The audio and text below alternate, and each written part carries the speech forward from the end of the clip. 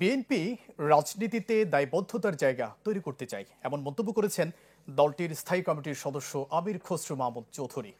গতকাল বিকেলে চট্টগ্রাম প্রেস ক্লাবে বেসরকারি বিশ্ববিদ্যালয় ছাত্রদলের আয়োজনে আমার প্রথম ভোট ও আগামীর বাংলাদেশ শীর্ষক সেমিনারে তিনি এ মন্তব্য করেন। আমির খসরু বলেন, সচরাচর রাজনীতিবিদরা অনুষ্ঠানে বক্তৃতা দিয়ে চলে যান, এই রীতির পরিবর্তন প্রয়োজন। প্রশ্নোত্তরের মাধ্যমে জবাবদিহিতা নিশ্চিত হওয়া উচিত।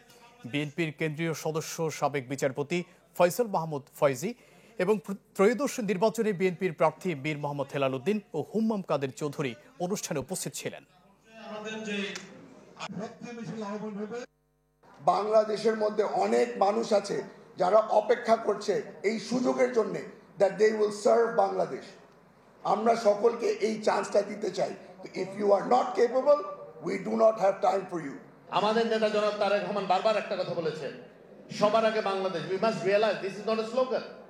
আমাদের এটা অনুধাবন করতে হবে, এটা কিন্তু শুধু একটা স্লোগান নয়, এটি একটি ফিলোসফি, এটি একটি সামনে এগিয়ে যাওয়ার পথ প্রদর্শক।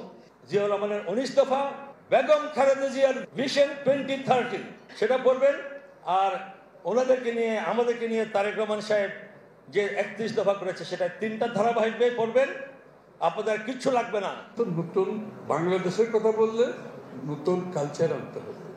অ্যান্ড গ্লোবালি সবচেয়ে সহজ জিনিস কি জানেন? গ্লোবালি বেস্ট প্র্যাকটিস যেগুলো আছে এগুলো কেউ আবিষ্কার করতে হয় না, it is already there. All the global best practices আপনাদেরকে শিখতে হবে।